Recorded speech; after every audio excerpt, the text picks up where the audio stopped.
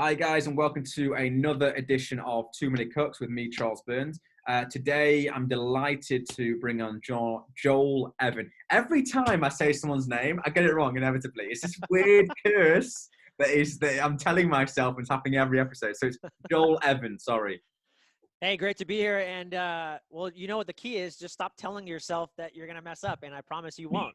You know, But everybody, I'm flattered because everybody always messes up my name. So actually, I use my middle name to make it a lot easier on people. It's a it's simply EVAN, 4 letters, and I figured you wouldn't mess it up. You don't really want to know my real last name because even though it's from Wales, it's a Welsh last name. I okay. think maybe you would, maybe you actually would get it right, but What is your most last people name then? destroy that. What's the last What's that? name? What is your last name? It's Aylworth, but it's Aylward. spelled Aylward. AYLWORTH. Aylward. So it's Aylworth. I got the Uh, Joel wrong. And my grandpa's called Joel. I mean, that's just terrible. Anyway, we'll move. this is going to be a great podcast. I already know. Let's move swiftly on. In fact, one of the last guys that I interviewed was to do with expressionist writing, and he told me a phrase that I'd never come across. You may have done with your practices. That was it synapses that wire together, fire together. Uh-huh. And that's what I'm doing. I'm constantly thinking about the fact that someone's name wrong and I get it wrong. Yeah. Anyway, we'll talk on all those sort of topics as well. I like, as everyone knows, to go chronologically and understand the person's background and then figure out where they are now and obviously where they want to go is really where I like to point things. So looking back in 03 to 05, you were at University of California. Yeah. You were doing international relation affairs. Now, I always am interested. I've heard it a million times before, but I don't actually know what the study of international relation affairs actually means. Can you give me some light on that? Charles, I'm glad you asked. I don't even know what it means. Till this day, I have no idea. Um, Let me tell you. So in college, I was probably like most people. Matter of fact, I graduated from high school. I went to this private high school in California, and a very good school. I'll tell you right now, my friends went to Stanford, UC Berkeley, UCLA, UC Davis. Where was Joel going? Nowhere. I didn't even apply. I didn't know I was supposed to apply. How am I surrounded by all these amazing people? Mm. And I didn't even know. Now, at the time, my parents were going through divorce. Mm-hmm. Could that have been an issue? I don't know. It was just an interesting, difficult time, I think, in my life. It's a transitionary time. There's a lot of things going on when you're 18 years old. And I think my entire life I was told to just go get good grades. And I was almost programmed that way, like many of us are. So I did that. And then all of a sudden high school ended, that bubble that we live in. And I'm like, holy cow, what do I do? So I was looking at a chance of either enrolling in the Army or some kind of military branch because I didn't know what I wanted to do. Mm-hmm. Always been physically active, so I had no problem doing that. Serving my country, I thought would be an amazing thing.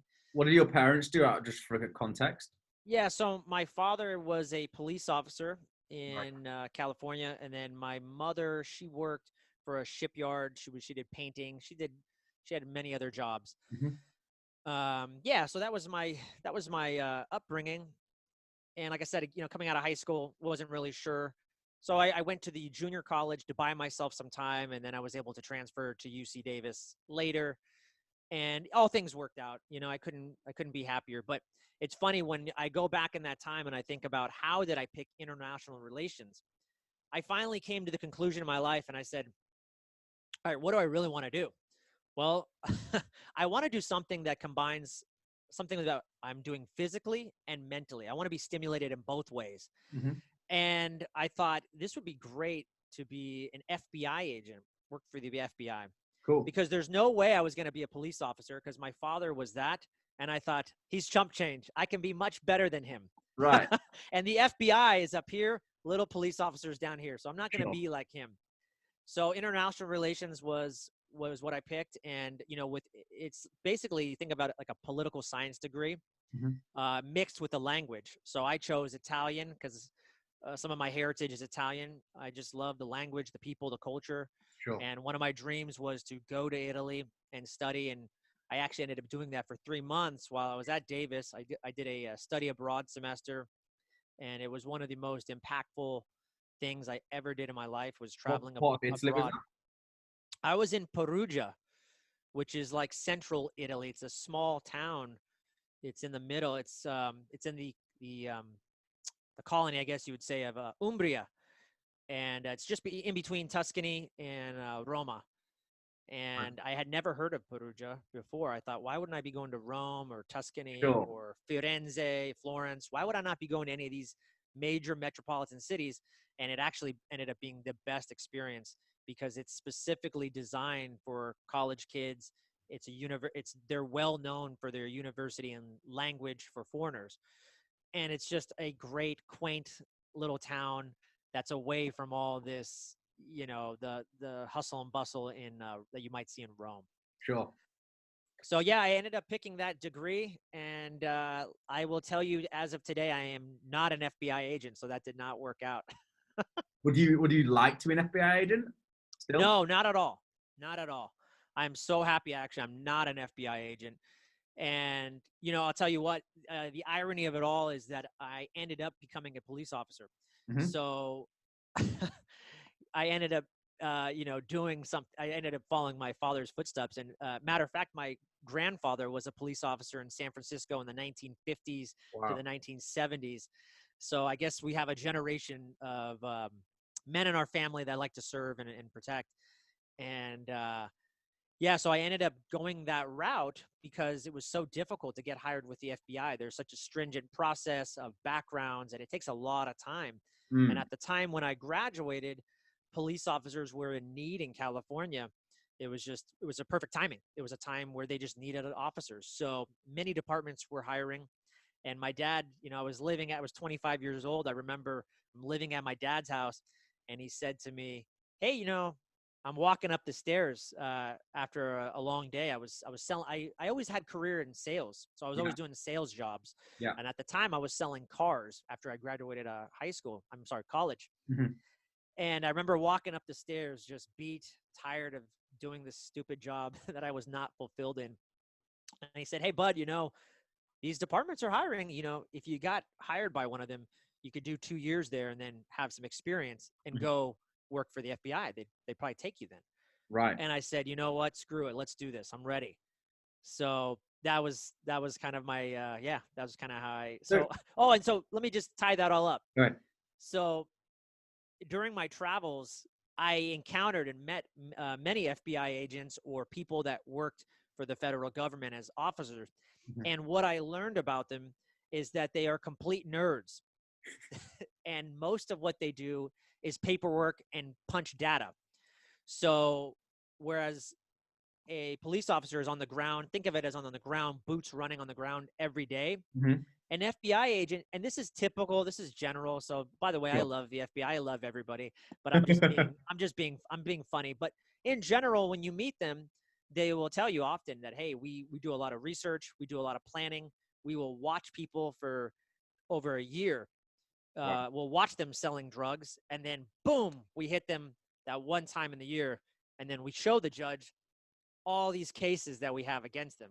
Whereas a police officer might only spend one day watching somebody sell drugs and then go bust them that day. So you can see the difference in enhancements, why the feds get so much of a charge on somebody compared to the local police officer.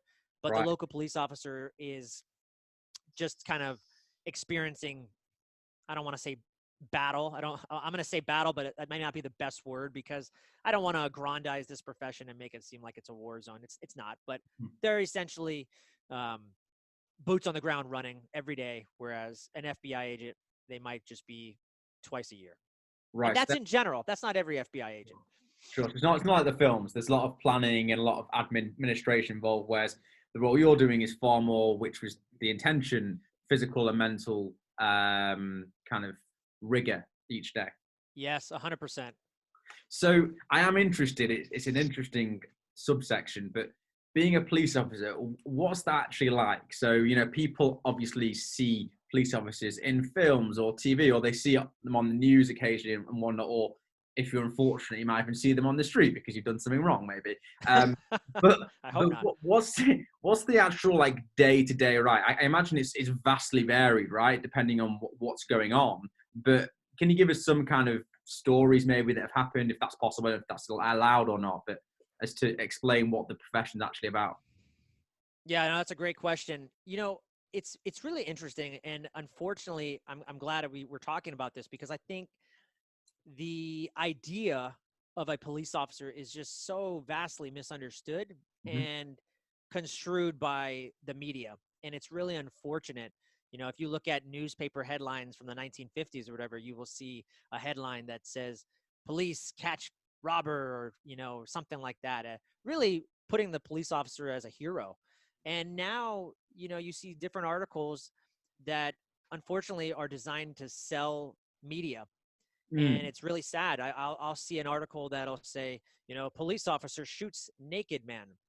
Now, just on the face value, you read that and you think, Jesus, like, why would an officer do that? That's just, I mean, naked, that doesn't even make sense. Clearly, this person was not armed. You could Sure. see that this person was naked. And, then you actually have to read the article and learn more. But most people aren't reading the article, Oh, of and they're just course. seeing the headlines. And that is what they associate, unfortunately, with officers. And it's really sad. I wish, I think as a profession, we have to do a better job of bridging the gap and showing people what we really do and what we're really like. And sometimes you can only do that on the street. And what I always try to tell people is that, hey, man, I'm just like you. I have a family, I have kids. I bleed like you bleed. Um, and, we all want to go home safe. And that's the bottom line. So what I will say, though, from a day-to-day operation standpoint, police work can be the most rewarding job, and that's why I got involved in it. There's this desire to help people that cannot be helped, unfortunately. There's someone out there that might be hurting them, and your job is to intervene and protect. And it's a rewarding job. It's also a crazy job, right? And what I mean by that is you can be you really have to you're really an interesting person as a police officer, because you have to be able to go from a shooting call and be at this peak state of just tacticalness and preparedness. And you have to have that ability to understand that, hey, oh, I might die on this call. I'm gonna or I might what I always think about is having to there's been times where I've had to go uh, into someone's house or knock down someone's door, and I don't know what's on the other side of the door. And that to me is fascinating when I think about police work, and I think about, wow, who are these people that I wouldn't say I'm courageous, but in that moment, there's many of us like myself and others that on a day-to-day basis, we don't know what's beyond that door, that Mm. challenge threatened door. And it's scary. And I feel like, wow, those are the moments that I'm here. I'm here for. Those are the moments that I'm made for, and that's what people are calling on me for. Mm. So you could go from a gun call to a domestic violence to something very violent, and then in the switch, your next call could be you need to go meet with a sexual assault victim. So it's like, wow, how do I go from up here and then ramp down to come Mm. down here Wow. and be one with somebody who is involved in trauma and really needs you to be empathetic and be Mm. there when you just came from a shooting and now you're just detached Wow. and you're not compassionate, you're not empathetic. How do you have that duality as an officer? And I really find that to be one of the most amazing things that our profession is all about, and it's misunderstood. And I will also say not all of us do a great job at that. That's honestly like so interesting. That kind of insight is the stuff that I made this show for, to be honest with you. There is something that I ask often guests that are in particularly high stress level and difficult roles, whether it be in the medical profession and obviously in your profession as well. How do you deal with stress, and how do you make sure that that isn't brought into the home? Because clearly you may have had like a late call that was really challenging that you've discussed just before. What methods do you use, and what works, what doesn't work over the years to mitigate that and make sure when you come home you're the father, the husband, etc., etc.? Yeah, such a great question. And I can tell you as a dad, a father of two young boys, a 6-year-old and a soon to be 3-year-old, that is one of the most challenging things of all. And not even as a police officer, I think we're just in this crazy time, COVID-19 and the quarantine, and everyone's under this hyper vigilant state of stress in general. And I started as a person, starting a new business myself, and starting, new endeavors, and trying to manage all of that with a family. It is got to be the most challenging thing I've ever endured. I think, I always joke, people like Gandhi or or the Dalai Lama. I said, hey, these guys talk about, philosophically, how we should be. Like they say, they have all these great quotes and about oneness and nothingness, but I'm like, none of this matters because none of these guys have kids. None of them know what it's like, right? Like, you can spit all this meditation at me all you want. You don't have a kid, buddy. So I don't want to hear your pep talk or what you're going to do to jump me up, because none of that matters. That gets thrown out the window. So I joke around, like, I don't even respect that. I only respect guys that have kids. I want to know what those guys are doing. Sure.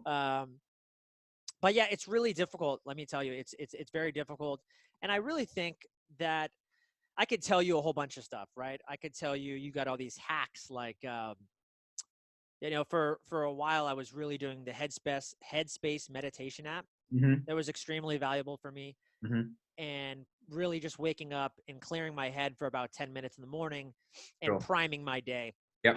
I could tell you that was for a time, that was excellent for me. That meditation, that taking some space away from myself. I could give you a hack like the breathing app, heart math. All these things are extremely valuable. Mm-hmm. At the end of the day, though, none of the biohacks and none of that stuff matters. To me, this is what really matters, and it's just simple awareness and realizing when you're deficient and when you're not at your peak state. Mm-hmm. And it's so easy to not be aware.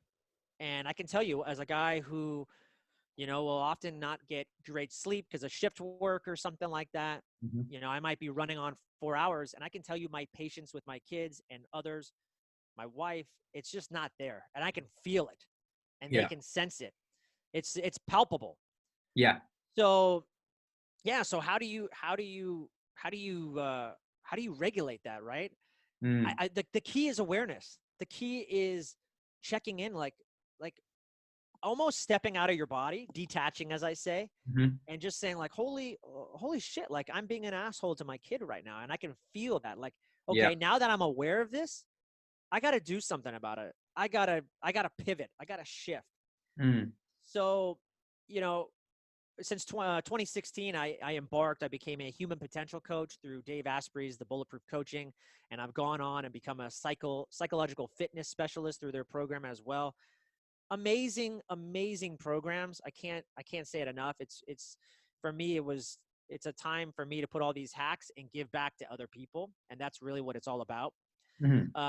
Because I can only make myself so much better, but it's about making others. And we were talking offline before, and that's what we're both out here trying to do. It's like, Yeah. how can we make other people better if it's just 1% better? Yeah. If they listen to this podcast and they hear just one thing.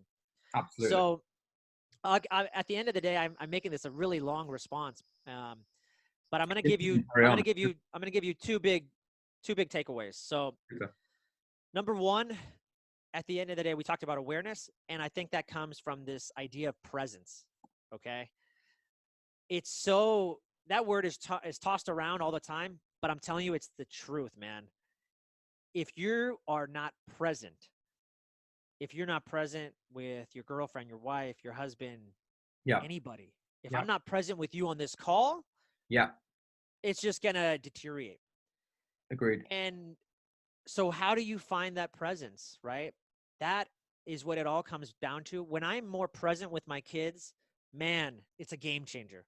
And when I'm not, I see the breakdowns, I see the pitfalls. So how can you hack that? How can you get into presence, right? In a very simple sense, right? You've realized you're angry. You realize you didn't get enough sleep. You detached. You see that. Now the first thing you need to do is just soften. Just soften your eyes. A lot of times we hold a lot of tension in our eyes. Can you just soften your eyes in this moment? Wow. It's just so calming, right? Then can you center yourself and just count backwards, 5, 4, 3, 2, 1, breathe into your belly, and now shift back above the line, come back to who you really are, who that true person is.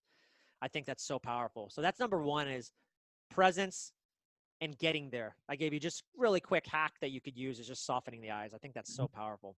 Mm-hmm. And then number two, for me as a person, what I noticed when I'm really just not all there, I'm a guy, I got to work out, man. I got to just do 10 minutes of something, moving my state, changing that physical being of who I am, and movement. So whatever that is, for me, that could be 10 minutes of just doing Tabata burpees, whatever it is for you. Yep. But I notice I have my best ideas, best breakthroughs, and that's always when I'm working out in the gym or whatever you're doing. So great. That's awesome advice that people should definitely take on board. You've touched on some things there that I want to circle back on. At what point in time, or I'm making a presumption here, so if I may, I have the presumption that you've always been the sort of person. You've mentioned the word biohacking. You mentioned the kind of bettering yourself. Have you always been that sort of person from university days? You mentioned obviously becoming a police officer because of the duality between physical and mental rigor. Has it always been a part of your lifestyle then, whether you knew it as a label or not, to try and improve, to try and progress, to try and better yourself? Yeah, so such a powerful question. I do try. Yeah, no, you nailed it, man. Yes, I can remember, actually, if I go back in time, I can remember those moments. So, I got heavily into just bodybuilding. If you look at me, I'm clearly not a bodybuilder or anything like that, but I was fascinated with it and just changing my body and becoming stronger. And just, I wanted to be able to, I wanted to weigh I'm smaller in stature. I'm like 5'7". I weigh about 155 pounds. Sorry, I don't know what that comes down to in kilos. But so I was like, hey, I want to be just stronger. So I got into weightlifting. I was always into just, when you get into weightlifting, I had a subscription to Muscle and Fitness, and I was constantly just, bodybuilders, they always say they're like the first biohackers, because they're really trying to figure out their macros, their micros, the protein, carbs, all that fun stuff, and how they can sculpt their body, how they can add a little bit more on this bicep or on this one. So I really got into that. And when I was at least high school, and then 18, especially once I graduated. And I remember, again, it was a turning point in my life. I remember when I graduated high school and I didn't have, my plans all fell apart. I wasn't no longer in this bubble of just go to school and get good grades, Joel. That was over. You're on your own, and not necessarily. My parents were still there for me, but where I was lost. There was no plan anymore. There was no plan. Yeah. And it was on me. Like, you got to figure out the plan. Do you get a job? Do you go to school? Do you go in the army? It's funny because I remember a friend many, many moons ago, when I was like deciding what to do in my life, etc. He was a few years older. And the one thing he said, which stuck with me, is that when you're in school, you have certain, you call it a semester, we call it a term, but you have a certain period of time where it might be 8, 12 weeks, whatever it is that you're at school. Then you'll have exams, or you'll have a half term or a half semester break, whatever you call it, spring break, these sorts of things. So you've always got a marker, a line in the sand at all points, right? Up until university, etc. After that, lines in the sand really start to fade away. And it's like everything becomes a malaise. And it's like, I was like, what a great point. I hadn't even thought of that. So that's where goal setting, which we'll come on to maybe soon, is so important for that kind of thing, I believe. Anyway, carry on with your story. Sorry to interject. So that was great. Your bodybuilding piece, and you've gotten into that. And then I've read on your website that then you segued into the Tony Robbins. I've only heard of Tony Robbins, to be honest with you, the other two. I've never heard of Brian Tracy or Jim Rohn, is it? Jim Rohn, yeah. Jim Rohn. Are they the same caliber, same type of Tony Robbins, or not? I'm just curious. I've never heard of them myself.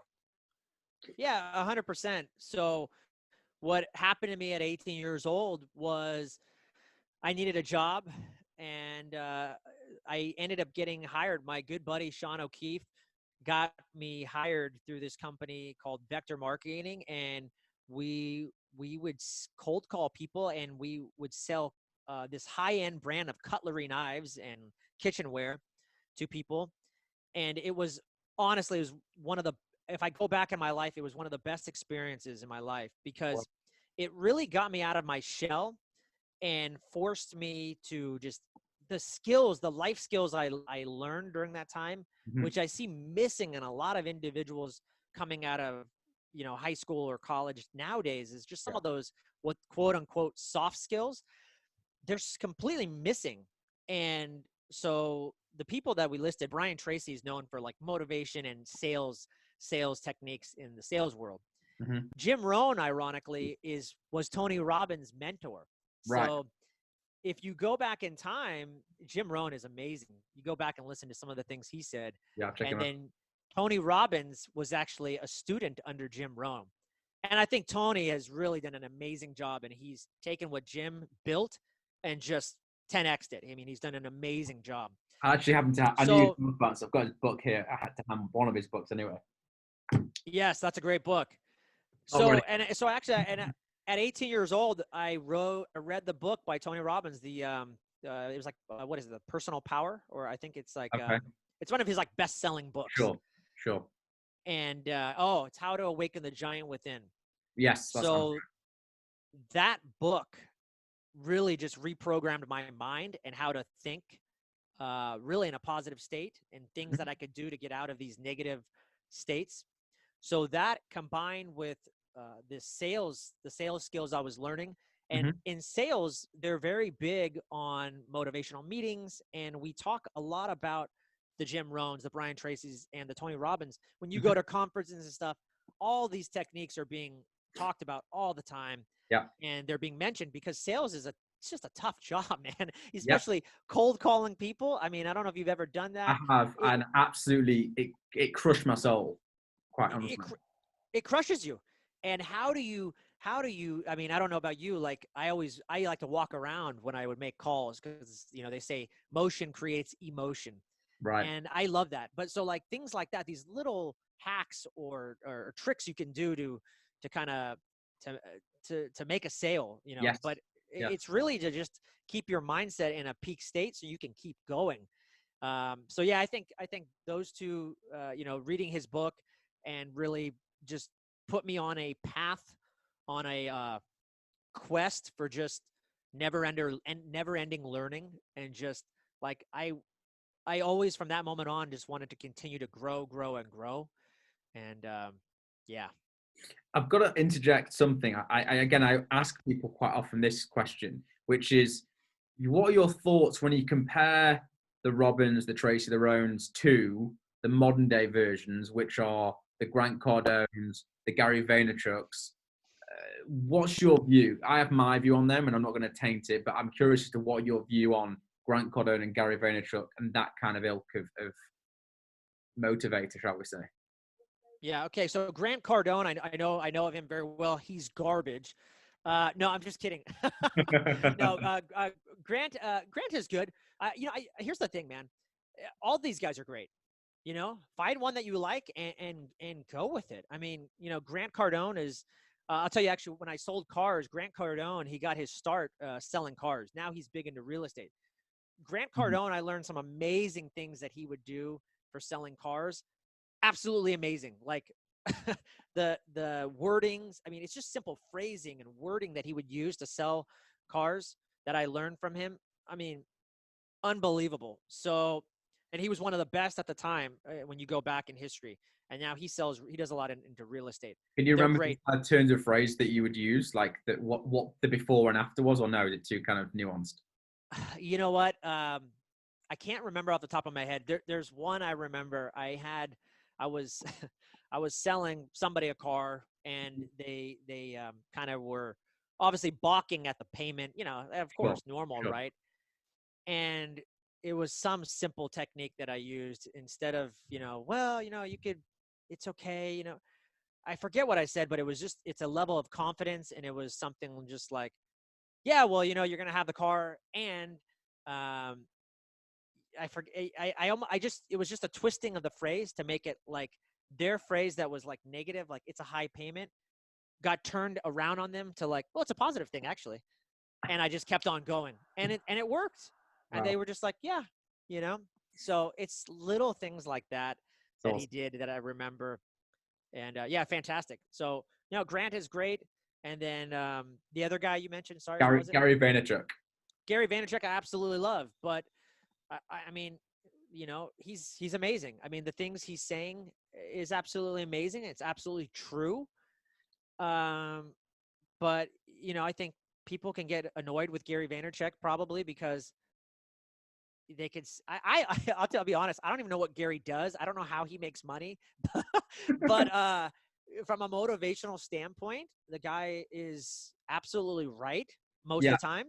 I But was again, I was he may trying to not a be friend. for you. Yeah, I think Pick you're who you right. want. I think you're right. And I was chatting to a friend about this earlier, and I think that one of the issue that I have with these guys, I think, isn't actually with them necessarily. I think it's with society, which is these sound bites. That Yeah. they'll post a 30-second sound bite, and people are just scrolling through Instagram and their feeds and social media. I've got my own thoughts on that. It's a different conversation. Yeah. But actually, that is not like Tony Robbins, a 3-day immersion where you're walking over hot coals, you're building a life plan. Like that's the comparison that I see is the issue. And people are paying big money to hear Grant Cardone talk about X, Y, Z. I just wonder how many of those are doing what I know happens out of Tony Robbins conference, where people end up getting 3 promotions in the year. I know people that's happened. They've gone to a conference, thought nothing of it. They were a bit insular, all the rest of it. Next year they had 3 promotions. Whether all that would have happened without that, who knows? But it certainly had an impact. That's I guess what I'm going to. But anyway, I'll draw a line to that, and we'll move on because you've got some super interesting stuff I want to dig into. So you talk about this self-improvement or trying to better yourself. You studied with, you mentioned before, Dave Asprey. Those who don't know, he founded Bulletproof Coffee and then the Bulletproof General brand. I actually watched, there's a great, and I'll try and find a link for this to put in the show notes. There's a Dave Asprey like TEDx talk where he's talking about like biohacking. I think it's really early on in his kind of, so to give you an example, he's spent now over $1 million on his own biohacking, and we'll come on to that in a second. At that point, it was like 300 grand, right? So for those that don't know, what is biohacking?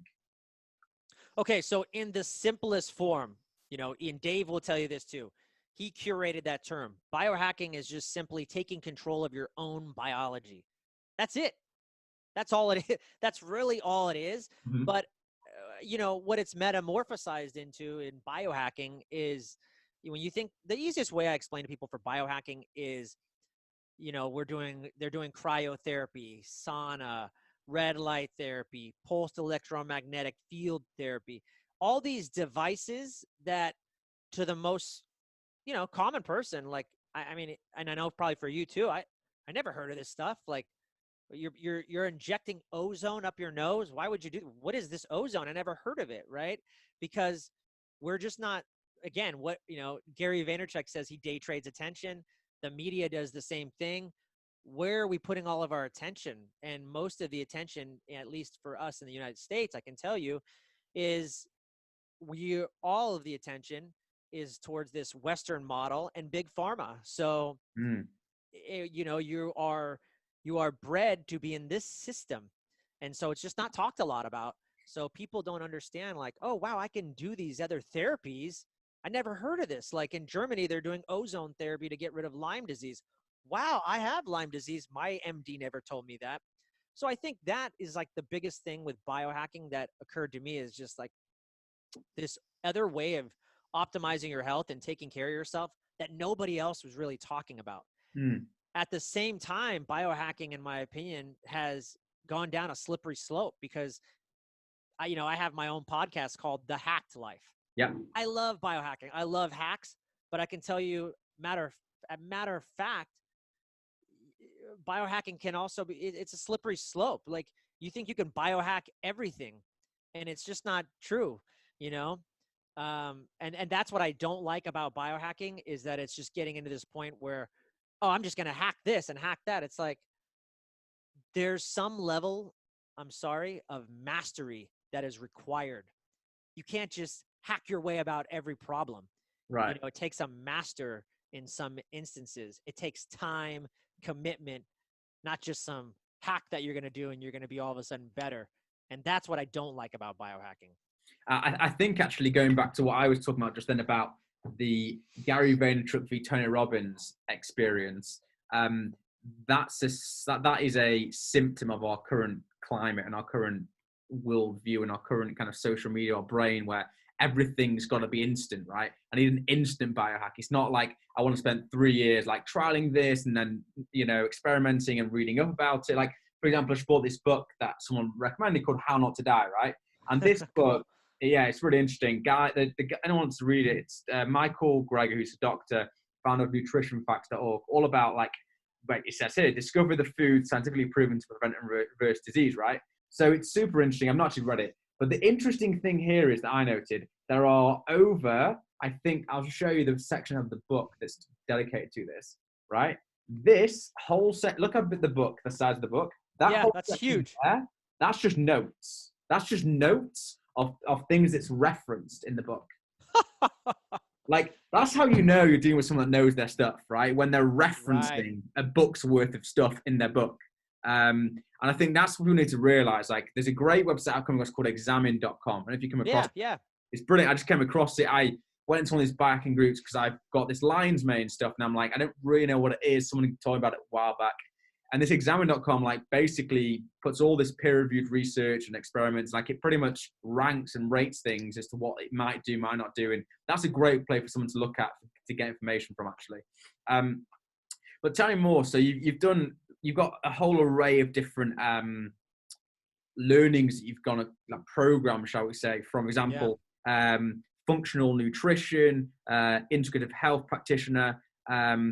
What are these things doing? I imagine that it's to give you a well-rounded knowledge as to how you can help people across the board. Is that the baseline of what you've been doing?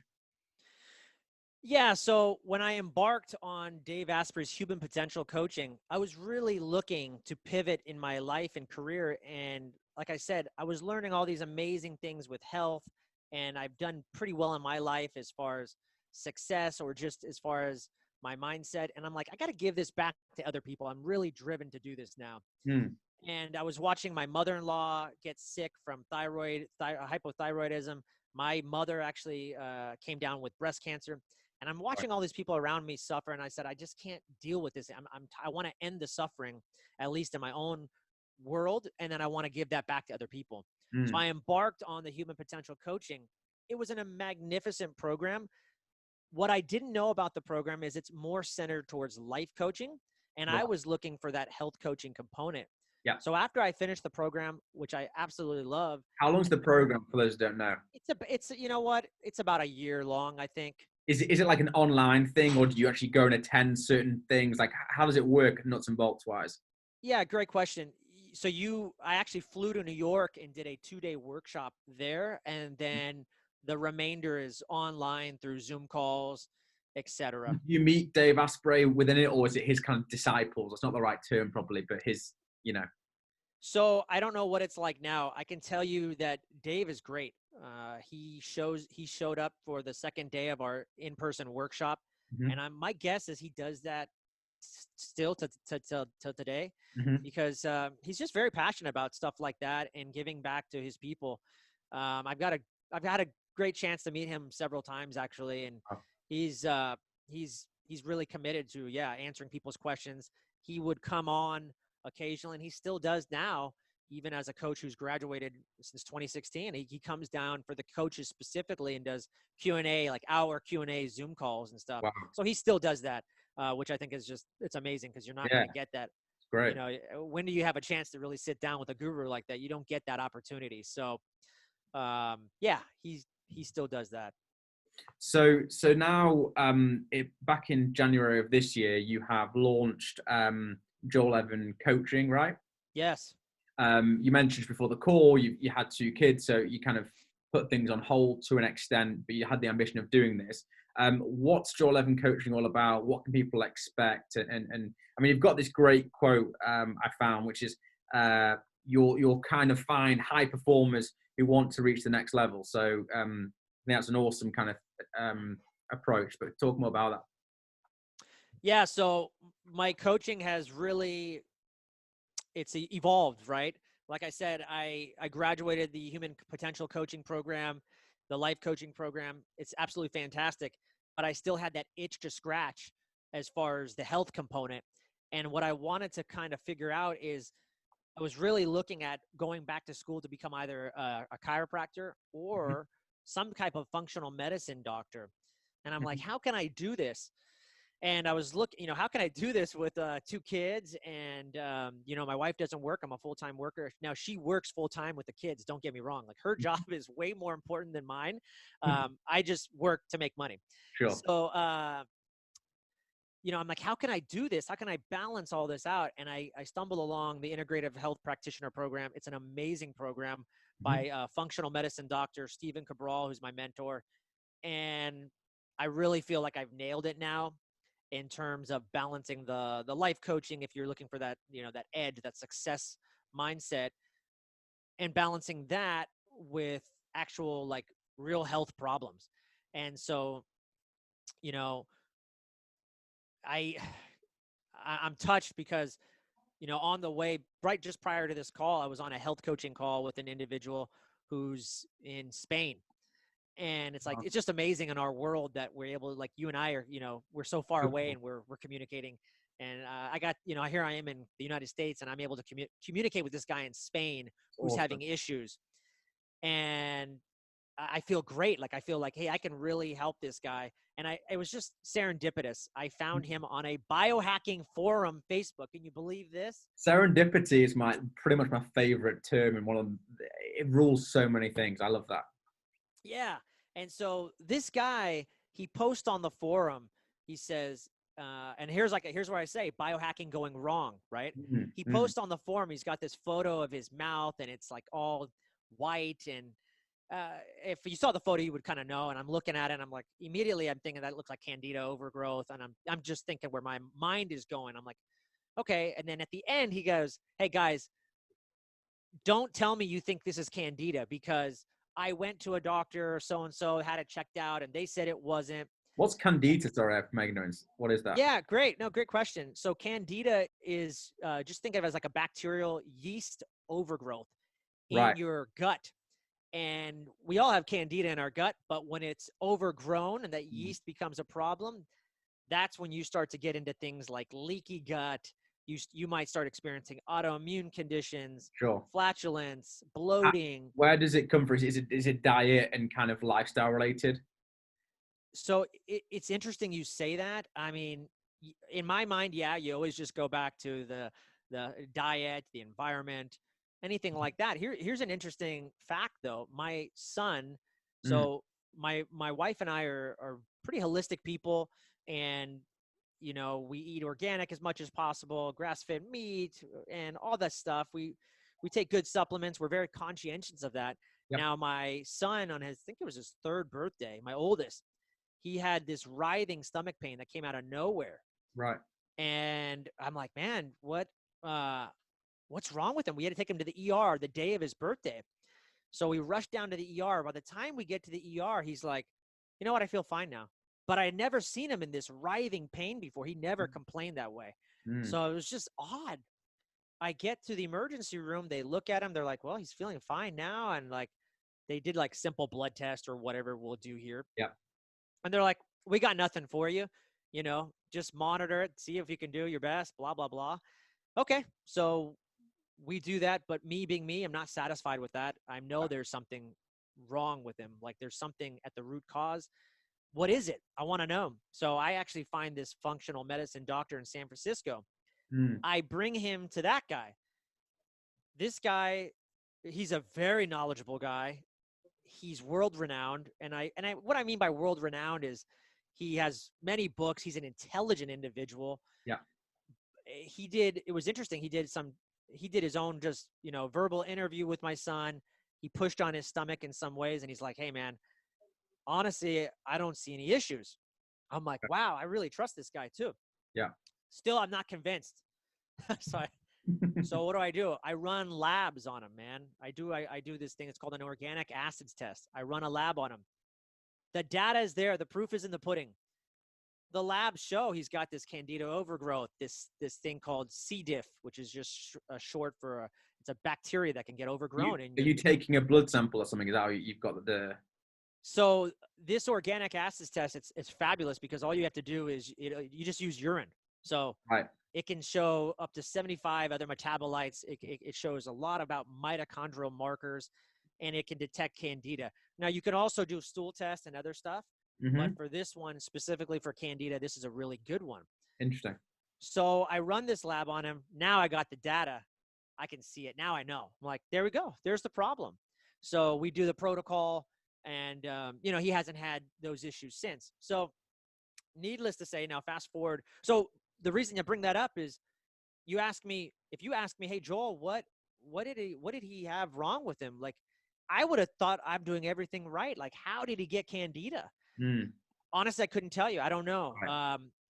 He's got, we ran a heavy metal test on him. He had some heavy metals going on. He had some vaccines, whether you believe it or not. I mean, that could have played a role on him. Sure. So there's just so many things we just don't know. I mean, at one time when he was a younger kid, he had an infection and we were forced to give him antibiotics. They're now showing that antibiotics can absolutely destroy the good bacteria in your gut. So was it that one time that destroyed so much good bacteria that the bad bacteria took over?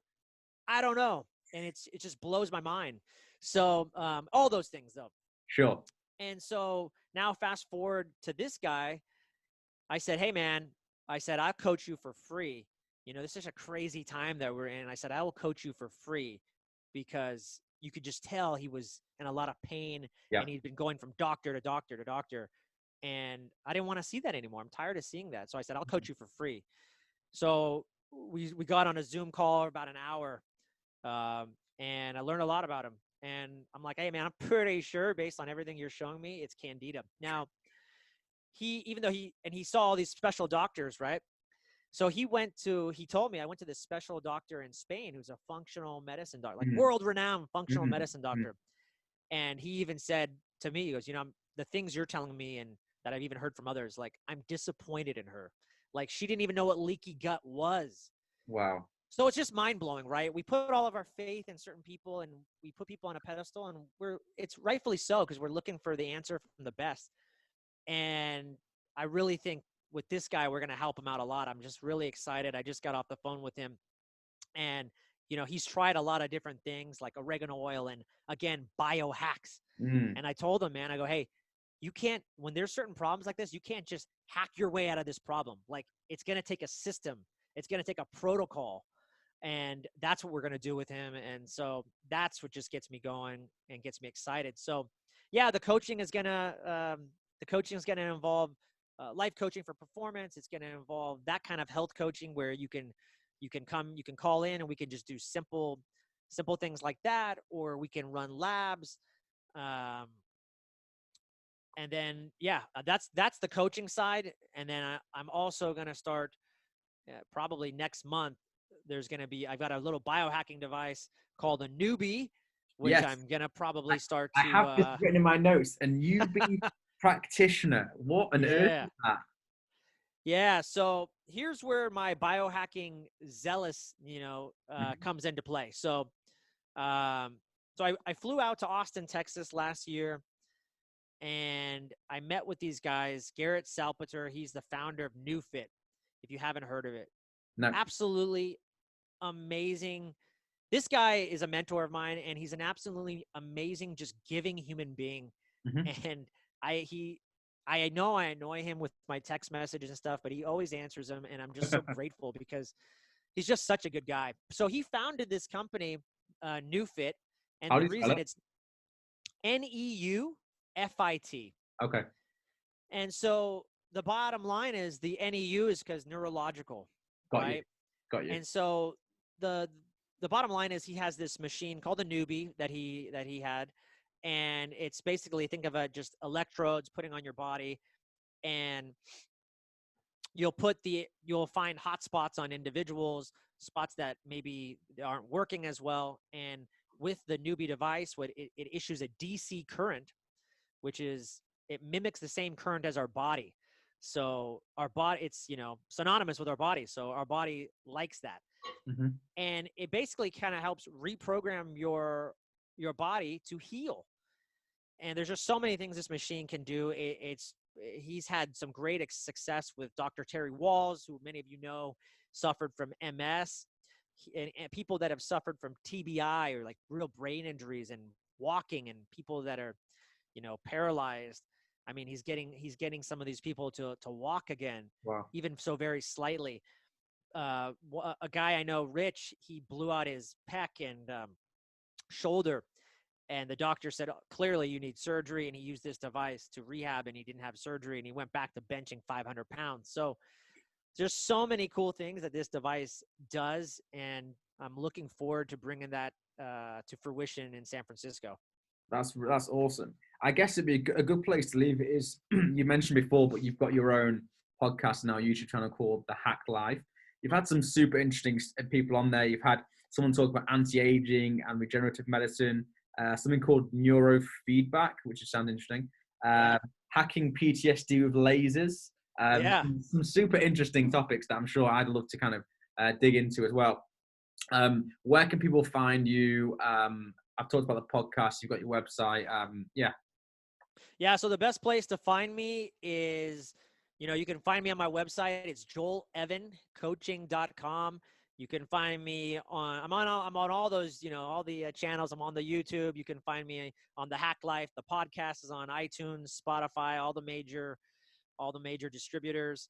If you want to find me on Instagram, I'm there. I love chatting with everybody.